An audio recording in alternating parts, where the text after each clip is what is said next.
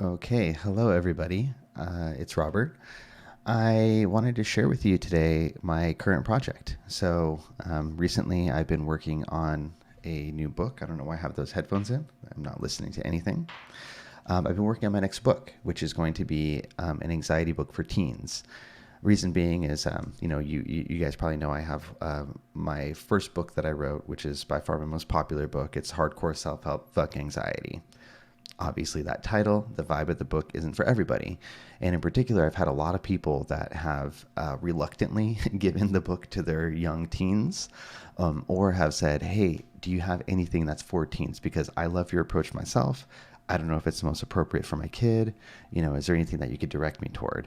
And I think that there's a really big and important space for books about anxiety specifically for teens because it's a real issue, something that affects a lot of teenagers, and it's something that's very, very confusing, and people may not take them seriously when they're experiencing it and stuff like that. So I'm in the middle of doing the first draft. I'll show you sort of where I'm at with that, and then I'll read a few chapters or a couple chapters, and you can let me know how you like it.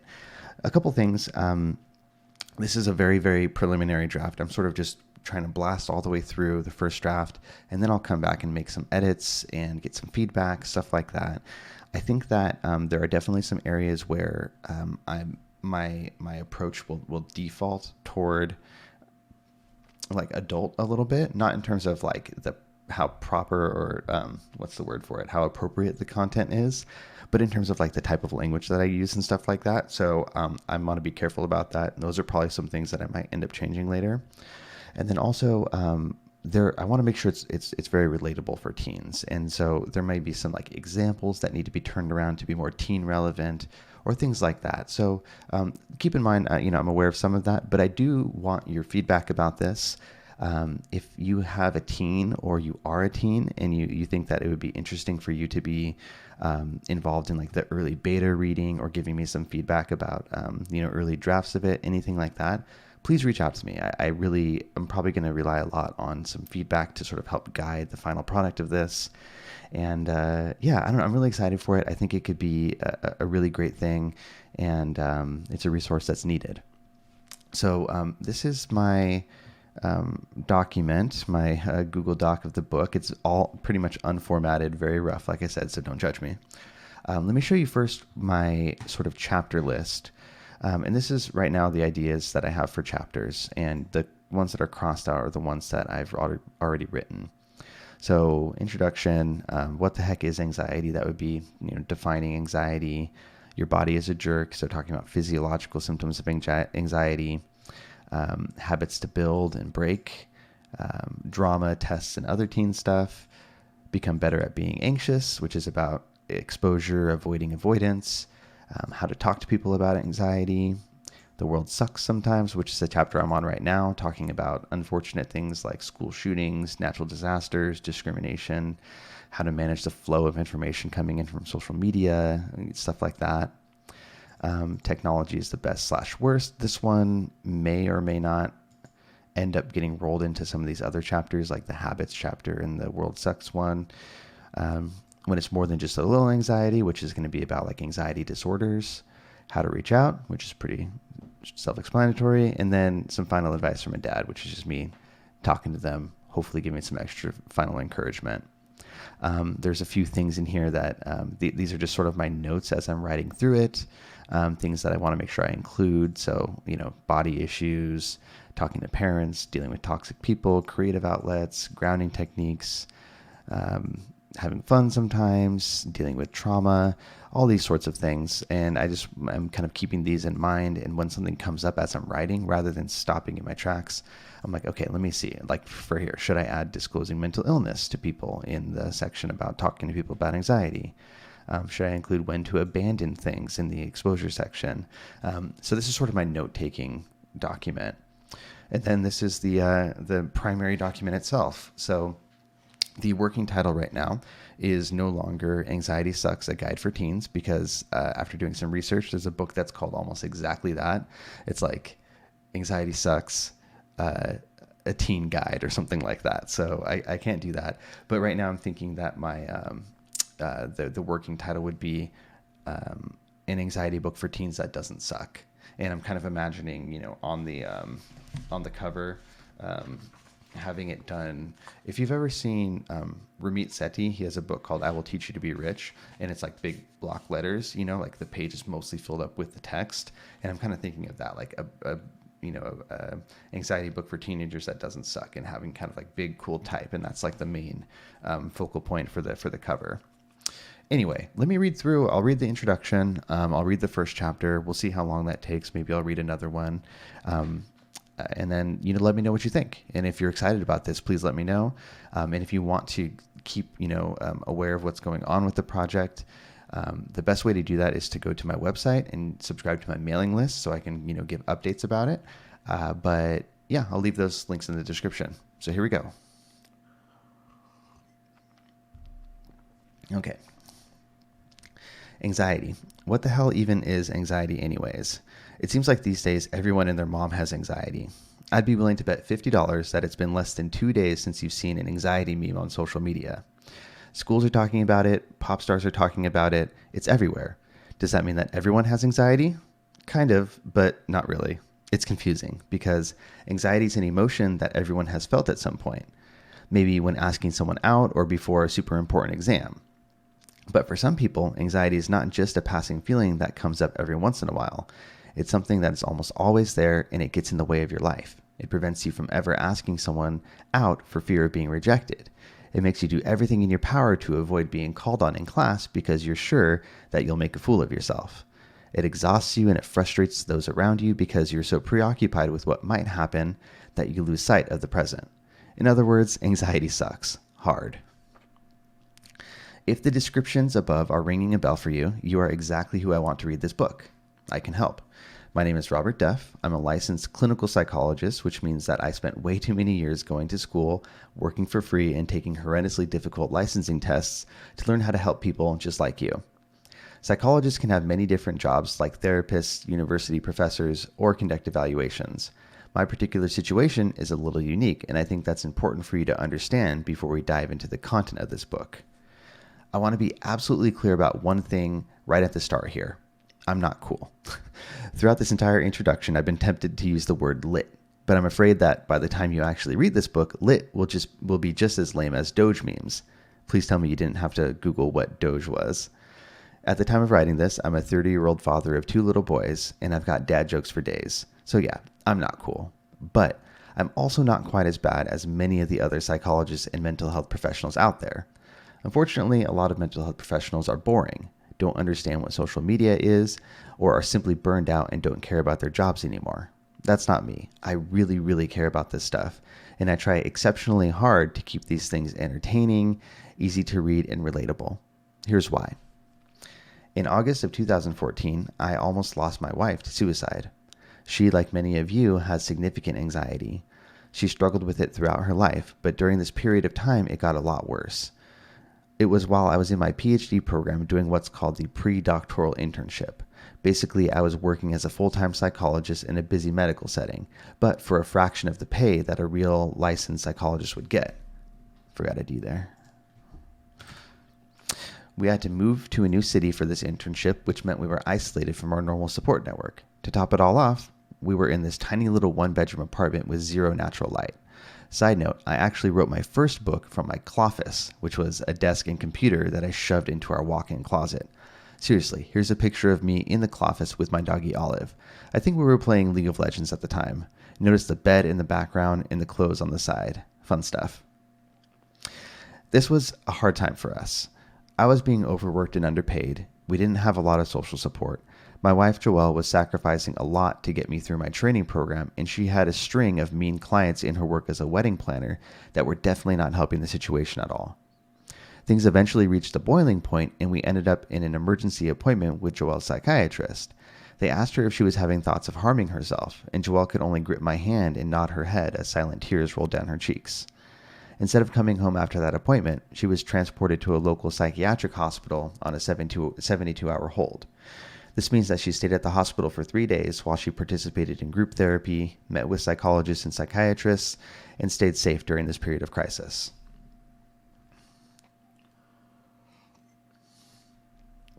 As you might imagine, this was a tough experience for both of us. Obviously, this was difficult for Joelle. She never imagined herself in that kind of situation, and she had to cope with the stress of actually missing a wedding that she had planned due to the hospitalization. It was also hard for me in a different way. Here I was training to be a psychologist. It was my job to help people with issues like this. I know that it isn't my job to fix her. It never will be. That's why therapists can't treat their own family members. But at the time, I felt like such a failure. I know this all sounds tragic, but it was actually a very important experience for us. In the end, this is exactly what needed to happen. Joelle describes it like re-breaking a bone. Sometimes when you break a bone, it doesn't heal the right way, and doctors need to re-break it in order for it to set right. Even though it was scary, her hospitalization was what she needed to start healing the right way. Things are much better now. We are happy and have added 2 little boys and 1 more doggy since. Things are much better now, and Things are much better now. We are happy and have added 2 little boys and 1 more doggy to the family since then. While anxiety is still something that Joelle lives with, it doesn't limit her and rule her life in the same way that it did back then. When she came out of the hospital, we had lots of talks about how the situation got to that point. She was a smart, successful woman, and I was literally a mental health professional. On paper, it didn't make any sense. During one particular talk, we were looking at some of the resources she had been given by the hospital and books she was told to go buy to help with her mental health. I was reading through some of the pages and started getting pissed off because they were so complicated and boring. I was about to get my PhD in psychology, and I could hardly chew through the dense language in these books. When struggling with serious anxiety or depression, the last thing someone has energy and motivation to read through. When struggling with serious anxiety or depression, the last thing someone has is energy and motivation to read through a freaking textbook. We realized that so many of the resources that were available were not going to make an impact because they were too difficult to get through. It was at that moment that I decided to start making mental health content for real people. A few weeks after Joelle's hospitalization, I released my first book in the successful Hardcore Self-Help series. In the years following, I put out another book and started a podcast influenced by the series where I take mental health questions from listeners and try to answer them without all the psychobabble BS that's present in other mental health content. What I'm trying to say is, I really appreciate your attention. I know that it takes a lot of effort to pick up a book and try to do something about your situation. I'm proud of you for taking this step, and I want to make it as easy as possible for you. This is going to be a quick, easy, and fun read. I don't want to waste your time with things that are boring and excessively detailed. When you're done with this book, you will have the knowledge and tools that you need to tell anxiety to back the F off and let you live your life. While you're working through this book, if you'd like to interact with me, I'm at Duff the Psych on all social media platforms. I love it when you say hi. You can also check out my website to see more blog posts, videos, and podcast episodes about topics that you might find helpful. Just stop by duffthepsych.com/start here for all the greatest hits. The last thing that I want to say before we get into the actual helping part of this book is that I take you seriously. I know it can be really weird being a teenager. You're in this middle ground between being a kid and being an adult. You're supposed to start having all these grown-up opinions and responsibilities, but at the same time, it doesn't always feel like adults take you seriously. The experience of being a teen with anxiety is unique and confusing. My goal is to keep that in mind throughout this book so that what you read here will make sense and be truly helpful to you in your life. Whether you are completely sure that you struggle with problematic anxiety or you're just reading this to figure out what the hell is happening to you, I want you to know that you aren't weird. Well, maybe you are. We're all a little weird, but you're not a freak. Mental health issues are so common. It's easy to feel like an outsider as a teen, and this experience is amplified even more when you have something like anxiety. You are not alone. All right, let's do this thing. In the next chapter, we're going to talk about what anxiety actually is and why you have it in the first place. So that is the introduction. I'll go ahead and read chapter 1 and probably leave it at that. Pardon all of the mess ups. This is obviously not me recording the audiobook for it. I do lots of edits when I mess things up when I'm recording audiobooks. And you saw me catch a few errors there, so editing as I go along. Okay, chapter 1. What the heck is anxiety? Time to use that imagination of yours. Let's hop in our mental time machine and go way back to prehistoric times. Pretend that you are a hunter-gatherer cave person, loincloth, spear, and all that good stuff. One day you're out in the fields gathering berries and you see one of the bushes nearby start rustling. Immediately you give that bush the side eye. It could just be the wind, but it could be something else. Better be careful just in case. As you continue gathering your berries, your mind also kicks into overdrive and you're constantly looking around your environment scanning for danger, just in case. After a minute, another bush nearby rustles. Okay, something is really going on here. Your heart starts thumping harder, your breathing quickens, and your body starts to get ready for action. Then bam! Suddenly the bush explodes in a cloud of leaves and there's a freaking lion barreling at you with its mouth wide open ready to make you its dinner. So that's it, right? You see your prehistoric life flash before your eyes like paintings on a cave wall, and then you become the lion's next meal? No way. Evolution's got your back. All those changes in your body that started happening when you first saw the bushes moving serve the purpose of getting your butt ready for action. So rather than just sitting there and letting the lion consume you, you zoom like the Flash and get the heck out of there. Before the lion knows what happened, you're up a tree pelting it in the face with sticks. This is called the fight or flight response. It's a natural adaptation that we all have, and part of the reason that we have made it so long as a species. When some sort of threat presents itself, whether that be a lion or a fight that's about to break, whether that's where'd I go? I don't know what the heck just happened there. I didn't touch anything. When some sort of threat presents itself, whether that be a lion or a fight that's about to break out in line for the latest iPhone, the fight or flight response causes the following reaction. Heart rate and breathing rate speed up, increased blood flow to important muscle groups, dilated pupils, which are wider pupils, vision and hearing focus on the danger and ignore other inputs, digestion and other less important functions slow down or stop.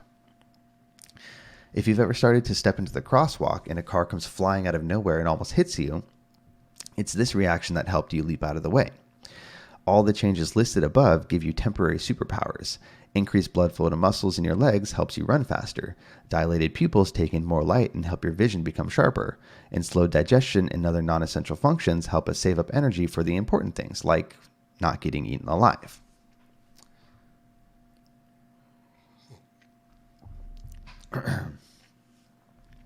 The fight or flight response makes a lot of sense when you're in one of these dangerous situations, but sometimes you get things like increased muscle tension, faster breathing, and racing thoughts out of nowhere when you're simply sitting in class freaking out because you just remembered that you haven't started your final paper that's due on Friday. At its core, anxiety is basically a fight or flight response prompted by your own thoughts. There are basically two main components to anxiety: thoughts and physical reactions.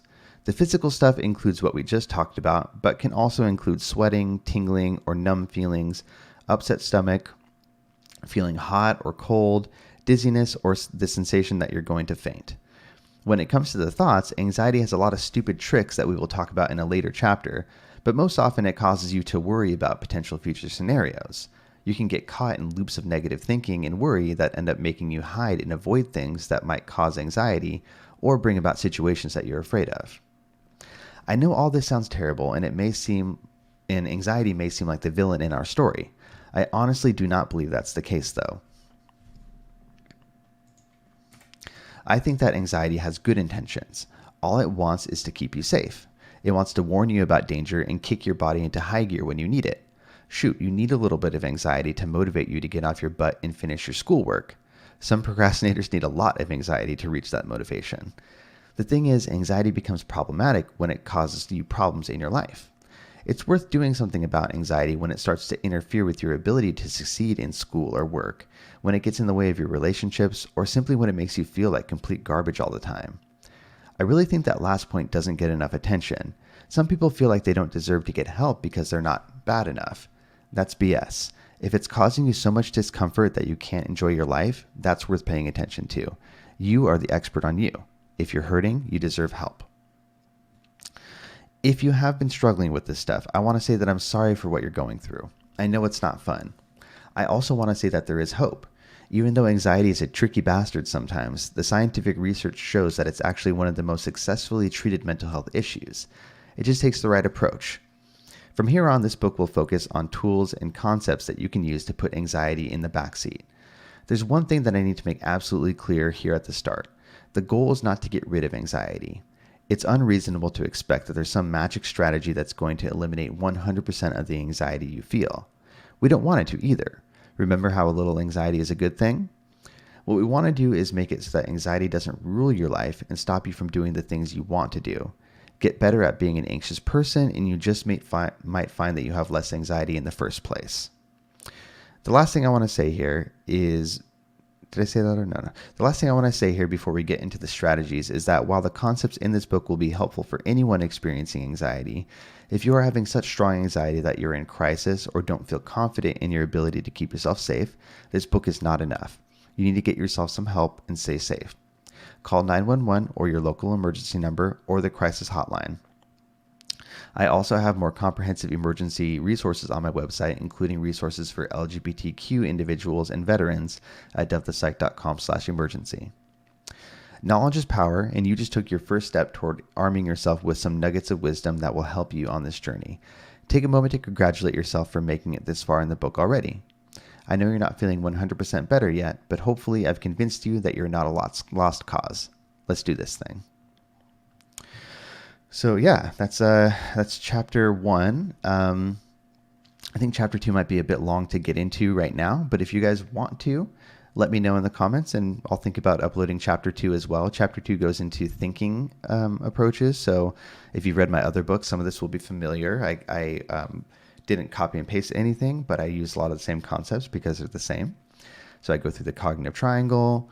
I go through how thoughts, feelings, and behaviors influence each other. We go through some of the common thinking traps like mental filter, mind reading, catastrophizing,